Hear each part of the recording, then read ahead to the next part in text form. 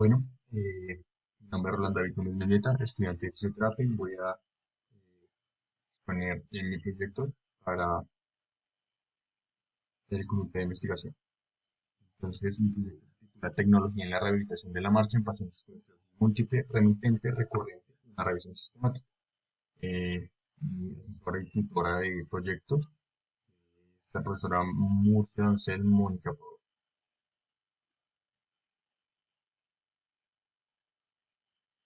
En cuanto a problematización, tenemos que la esclerosis múltiple es una enfermedad neurológica crónica que afecta al sistema nervioso, donde se produce una reacción autoinmune que ataca a la mielina. Al atacar la mielina, se disminuye la conducción nerviosa y se interfiere su correcto funcionamiento.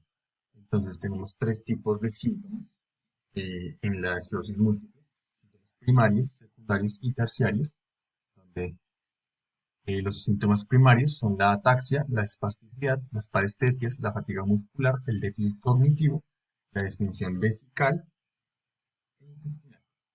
Los síntomas secundarios son síntomas que son consecuencias de los síntomas primarios. Tenemos dolor asociado a espasticidad e infecciones de tracto urinario posterior a disfunción vesical. Y los síntomas terciarios son síntomas presentes como consecuencia de reacciones psicológicas a la atención causada por la etapa crónica de la enfermedad. Son síntomas causados por los síntomas anteriores. Entonces, tenemos los síntomas secundarios, que a su vez son causados por los primarios. Vamos a pasar a la otra parte de la problematización, donde hablamos de los tipos de marcha patológica que tiene la esclerosis múltiple, donde tenemos la marcha paretíco-espástica, que es una marcha con un patrón espástico de miembros inferiores, patrón extensor, que hace que el paciente no pueda hacer una correcta flexión y tenga que suplir esa flexión con rotaciones de cadera en ambos lados para pues, dar el paso de la manera más eficiente posible. La marcha táxica, que es una marcha lenta, donde no se separan mucho los pies del suelo y hay un aumento marcado de la base de sustentación, y la marcha mixta, donde es una marcha que tiene características espásticas y atáxicas. Entonces, vamos a hablar de la marcha en condiciones normales para luego pasar a la marcha en condiciones patológicas. Entonces, lo primero que vamos a hablar es de las fases de la marcha. Las fases de la marcha se separan en dos periodos: periodo de soporte y periodo de balanceo. El periodo de soporte tiene el 62% todo de toda la marcha, y el periodo de balanceo demora el 38%. Entonces, en el periodo de soporte tenemos contacto inicial, respuesta a la carga, soporte medio, soporte terminal y el prebalanceo. Mientras que en el periodo de balanceo tenemos los tres balanceos: el balanceo inicial, el balanceo medio y el terminal. Ahora bien, vamos a hablar de la afectación de la marcha en esclerosis múltiple. Entonces, vamos a retomar las fases de que habíamos hablado en la anterior diapositiva. En el contacto inicial y la respuesta a la carga existe una disminución de la dorsiflexión del tobillo, por la dificultad para levantar el pie del suelo, presentando hiperextensión de la rodilla y hacer el contacto con el suelo. La siguiente fase es el soporte medio, donde existe una pronación excesiva del tobillo e insuficiente extensión de la rodilla y cadera, causando dificultad en la propulsión corporal, disminuyendo la longitud de paso y reducción del impulso. El siguiente es soporte terminal, donde se presenta una plantiflexión débil e ineficiente, extensión de rodilla y cadera, dificultando el impulso y disminuyendo la cadencia. El siguiente es el balanceo inicial, donde se presenta limitación de la dorsiflexión y poca flexión de rodilla y cadera, causando dificultad para separar el pie del suelo. El siguiente y último es el balanceo medio y terminal, donde se puede apreciar menor amplitud del movimiento y durante el balanceo final una marcada dificultad para controlar de manera armónica el descenso del pie, causando un impacto brusco del contacto inicial. Ok, vamos a pasar a la justificación. En la justificación tenemos que la esclerosis múltiple es una enfermedad que nos arroja un diagnóstico temprano en términos de edad. El promedio diagnóstico es de 32 años y tiene una incidencia de 2.1 casos por cada 100.000 habitantes. Más o menos corresponde a 2,8 millones de personas en el mundo que padecen esclerosis múltiple. El 70% de esos diagnósticos eh, tienen dificultades en la locomoción. Y el problema no es que la esclerosis múltiple sea una enfermedad mortal. Su pronóstico no es mortal, sin embargo, 2 de cada 3 personas no pueden desplazarse sin hacer uso de silla de ruedas 10 años después de su diagnóstico. Eso es 2/3 partes del total de pacientes, que es una cantidad pues, muy grande. Ya estamos hablando de millones de personas que tienen dificultad en su movilidad. Para el estado del arte fueron revisados 10 artículos, todos de los últimos 5 años, de 4 países principalmente: Italia, Irán, Turquía y España, donde las tecnologías en la rehabilitación que se revisaron fueron la realidad virtual inmersiva, realidad virtual semi-inmersiva, los exoesqueletos y la asistencia robot. Entonces, tenemos que los resultados no tuvieron diferencias significativas entre tratamientos. Esto quiere decir que se realizaron los tratamientos tecnológicos y los tratamientos convencionales, y ambos tuvieron buenos resultados, pero no hubo una diferencia entre los tecnológicos y los convencionales, y si la hubo, no fue una diferencia significativa. Por eso se sugiere que, ya que los dos tienen buenos resultados, realicen tratamientos integradores donde haya tecnologías y tratamientos convencionales en el mismo plan de tratamiento. Ya pasamos a marco conceptual, donde vamos a hablar de la fisiología de la esclerosis múltiple. La fisiología de la esclerosis múltiple está basada en una reacción de consecuencias, literalmente, donde la reacción del sistema inmunológico errada produce el sistema ataque la mielina, produciendo desmielinización. Entonces, este desmielinización desencadena la posterior inflamación. Esa inflamación nos lleva al daño axonal, y el daño axonal posteriormente nos lleva al daño neuronal.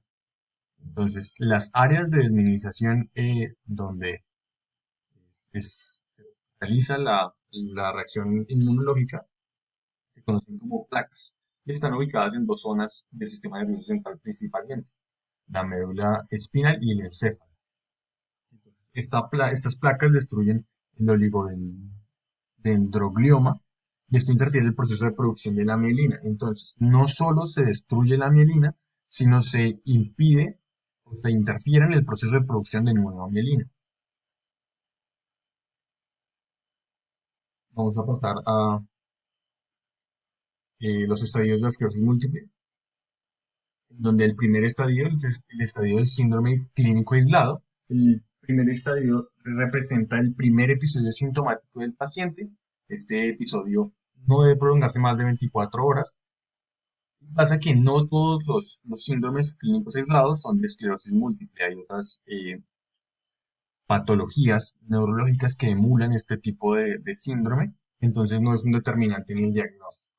El siguiente estadio es el remitente recurrente, y este está en verde porque es muy importante. Ya voy a explicar por qué. Es el segundo estadio y es el más común de todos, representa el 80% de la población de casos, claramente. Entonces, pues hablábamos que es un 2,8%. Entonces, 20, 20% de todos no son de este caso. O sea, 80% de 2,8 millones de personas son de esclerosis múltiple remitente recurrente. Entonces, es el tipo de esclerosis que vamos a tratar en el artículo, porque es la que más incapacita, la que más está frecuente. Y pues, continuando, es donde los episodios sintomáticos de la esclerosis múltiple pueden durar días e incluso semanas, y las secuelas de la lesión del tejido pueden, a pesar de no estar en un episodio sintomático, pueden generar consecuencias con el tiempo, progresivamente. Entonces, Y el tercer estadio es la esclerosis múltiple primaria progresiva, que se caracteriza porque eh, los episodios sintomáticos son más graves que en la esclerosis múltiple remitente recurrente. Y el último estadio es la esclerosis múltiple secundaria progresiva, que consiste en la instauración total de la enfermedad, donde los síntomas son permanentes y no cesan, la enfermedad no cesa. Y vamos a pasar a la otra parte del marco teórico, donde tenemos la teoría del movimiento complejo, que es la teoría que usamos para basarnos en la rehabilitación de la esclerosis múltiple. Entonces tiene tres niveles de interacción, donde la primera es el control motor, que se presenta como una interacción armónica entre el individuo y su entorno. La segunda es el aprendizaje motor, que regula las características del movimiento que se debe adquirir el ser en función del entorno donde se desplazará. Y la tercera, que es el comportamiento motor en el contexto, donde existen características de movimiento que se desempeñan en el contexto en el que se encuentra y pueden cambiar dependiendo su contexto actual. Si el ser cambia de contexto, también va a cambiar su comportamiento motor. Pasamos a la neuroplasticidad para hablar un poco más de marco teórico, donde definimos la neuroplasticidad como la capacidad cerebral que reordena la actividad neuronal para su función. Entonces, escogimos la neuroplasticidad compensatoria como la neuroplasticidad que caracteriza el tipo de rehabilitación, porque es consecuencia de la pérdida de funciones de una parte del cerebro. Entonces, eh, hay daño en la red neuronal y la propia red neuronal va a suplantar ese tejido dañado, va a sustituir la zona dañada para que otra estructura cumpla las funciones que ésta estaba cumpliendo. ¿Listo? Terminando ya el marco teórico, vamos a pasar a hablar de los objetivos. El objetivo general de nuestra investigación es describir las tecnologías en rehabilitación de la marcha en pacientes con esclerosis múltiple remitente recurrente desde una revisión sistemática. Los objetivos específicos son identificar alteraciones de la marcha en el estadio remitente recurrente de la esclerosis múltiple, describir los tipos de tecnologías en la rehabilitación de la marcha en pacientes con esclerosis múltiple y determinar el beneficio de la marcha con respecto a la tecnología en la rehabilitación. Ok, vamos a pasar a marco legal, donde tenemos cuatro leyes que aplican directamente dentro del proyecto, como es la ley 100 de 1993, la resolución 8430 de 1993, la ley 528 de 1999 y la ley estatal. Vamos a pasar a metodología, donde como metodología tenemos un alcance de la investigación cualitativo, un enfoque en la investigación descriptivo y una población que obedece a a dos tipos de criterios, donde los primeros son los criterios de inclusión, en artículos cuyo tipo de investigación sea experimental, su población no conste de pacientes con esclerosis múltiple, su población conste de pacientes con esclerosis múltiple remitente recurrente y la intervención que hagan tenga una tecnología como base. Y los criterios de exclusión son artículos cuya metodología de investigación no sea experimental o sean estudios de caso, no debe ser individualizado, que superen los 5 años de ser publicados y su población no sea estadísticamente significativa o no padezcan esclerosis múltiple recurrente. La intervención que realizan no haga referencia a ningún tipo de tecnología. Entonces, para instrumentos y técnicas, usamos términos de búsqueda tales como Rehabilitation, Gait and Locomotion, Assistive Technologies, Sclerosis Multiple. Operadores booleanos usamos OR, AND NOT. Para bases de datos usamos PubMed, Cochrane, Medline, EBSCO, ScienceDirect y Scope. Estas son las fuentes bibliográficas que utilizamos.